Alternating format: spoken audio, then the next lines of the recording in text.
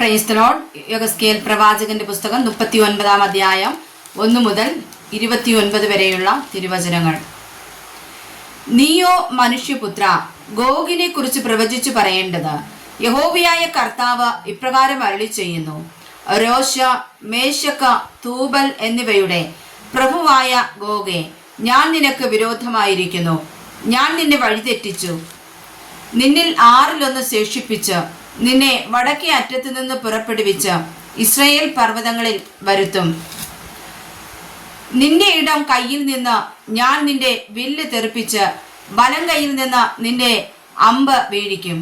നീയും നിന്റെ എല്ലാ പടക്കൂട്ടങ്ങളും നിന്നോട് കൂടെയുള്ള ജാതികളും ഇസ്രായേൽ പർവ്വതങ്ങളിൽ വീഴും. ഞാൻ നിന്നെ കഴുകു മുതലായ പറവയ്ക്കൊക്കെയും കാട്ടുമൃഗത്തിനും ഇരയായി കൊടുക്കും. നീ വെളിം പ്രദേശത്ത് വീഴും. ഞാനല്ലോ അത് കൽപ്പിച്ചിരിക്കുന്നത് എന്ന് യഹോവയായ കർത്താവിന്റെ അരുളപ്പാട്. മാഗോഗിലും തീരപ്രദേശങ്ങളിൽ നിർഭയം വസിക്കുന്നവരുടെ ഇടയിലും ഞാൻ തീ അയക്കും. ഞാൻ യഹോവയെന്ന് അവർ അറിയും. ഇങ്ങനെ ഞാൻ എൻ്റെ വിശുദ്ധ നാമം എൻ്റെ ജനമായ ഇസ്രായേലിന്റെ നടുവിൽ വെളിപ്പെടുത്തും. ഇനി എൻ്റെ വിശുദ്ധ നാമം അശുദ്ധമാക്കുവാൻ ഞാൻ സമ്മതിക്കുകയില്ല. ഞാൻ ഇസ്രായേലിൽ പരിശുദ്ധനായ യഹോവയാകുന്നു എന്ന് ജാതികൾ അറിയും. ഇതാ അത് വരുന്നു, അത് സംഭവിക്കുമെന്ന് യഹോവയായ കർത്താവിന്റെ അരുളപ്പാട്. ഇതത്രേ ഞാൻ അരുളി ചെയ്ത ദിവസം. ഇസ്രായേലിന്റെ പട്ടണങ്ങളിൽ വസിക്കുന്നവർ പുറപ്പെട്ട് പരിച, പലക, വില്ല്, അമ്പ്, കുറുവടി, കുന്തം മുതലായ ആയുധങ്ങളെ എടുത്ത് തീ കത്തിക്കും. അവർ അവയെ കൊണ്ട് 7 സംവത്സരം തീ കത്തിക്കും. പറമ്പിൽ നിന്ന് വിറക് പെറുക്കുകയോ കാട്ടിൽ നിന്ന് ഒന്നും വെട്ടുകയോ ചെയ്യാതെ ആയുധങ്ങളെ തന്നെ അവർ കത്തിക്കും.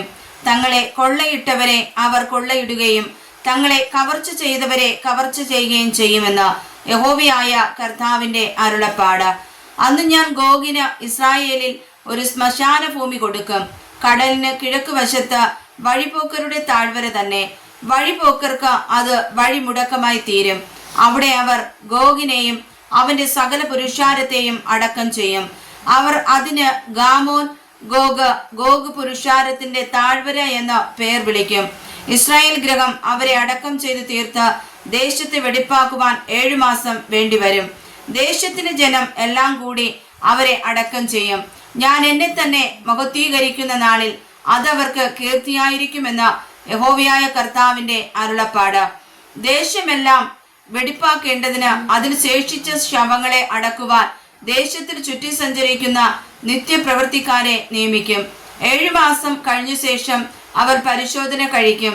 ദേശത്ത് ചുറ്റി സഞ്ചരിക്കുന്നവർ സഞ്ചരിക്കുമ്പോൾ അവരിൽ ഒരുവൻ ഒരു മനുഷ്യ അസ്ഥി കണ്ടാൽ അതിനരികെ ഒരു അടയാളം വെക്കും. അടക്കം ചെയ്യുന്നവർ അത് ഹാമോൻ ഗോഗ് താഴ്വരയിൽ കൊണ്ടുപോയി അടക്കം ചെയ്യും. ഒരു നഗരത്തിന് ഹമോന പുരുഷാരമെന്ന് പേരുണ്ടാകും. ഇങ്ങനെ അവർ ദേശത്തെ വെടിപ്പാക്കും. മനുഷ്യപുത്ര, യഹോവയായ കർത്താവ് ഇപ്രകാരം അരുളി ചെയ്യുന്നു. സകലവിധ പക്ഷികളോടും എല്ലാ കാട്ടുമൃഗങ്ങളോടും നീ പറയേണ്ടുന്നത്, നിങ്ങൾ കൂടി വരുവിൻ. നിങ്ങൾ മാംസം തിന്നുകയും രക്തം കുടിക്കുകയും ചെയ്യേണ്ടതിന് ഞാൻ ഇസ്രായേൽ പർവ്വതങ്ങളിൽ ഒരു മഹായാഗമായി നിങ്ങൾക്ക് വേണ്ടി അറുക്കുവാൻ പോകുന്ന എൻ്റെ യാഗത്തിന് 4 പുറത്തു നിന്നും വന്നു കൂടുവിൻ. നിങ്ങൾ വീരന്മാരുടെ മാംസം തിന്ന് ഭൂമിയിലെ പ്രഭുക്കന്മാരുടെ രക്തം കുടിക്കണം. അവരൊക്കെയും ബാശാനിലെ തടിപ്പിച്ച ആട്ടുകൊറ്റന്മാരും കുഞ്ഞാടുകളും കോലാട്ടുകൊറ്റന്മാരും കാളകളും തന്നെ. ഞാൻ നിങ്ങൾക്ക് വേണ്ടി അറുത്തിരിക്കുന്ന എൻ്റെ യാഗത്തിൽ നിന്ന് നിങ്ങൾ തൃപ്തി ആകുവോളം മേധസ് തിന്നുകയും ലഹരിയാകുവോളം രക്തം കുടിക്കുകയും ചെയ്യും. ഇങ്ങനെ നിങ്ങൾ എൻ്റെ മേശയിങ്കൽ കുതിരകളെയും വാഹന മൃഗങ്ങളെയും വീരന്മാരെയും സകല യോദ്ധാക്കളെയും തിന്ന് തൃപ്തരാകുമെന്ന് യഹോവയായ കർത്താവിന്റെ അരുളപ്പാട്. ഞാൻ എൻ്റെ മഹത്വത്തെ ജാതികളുടെ ഇടയിൽ സ്ഥാപിക്കും. ഞാൻ നടത്തിയിരിക്കുന്ന എൻ്റെ ന്യായവിധിയും ഞാൻ അവരുടെ മേൽ വെച്ച എൻ്റെ കൈയും സകല ജാതികളും കാണും.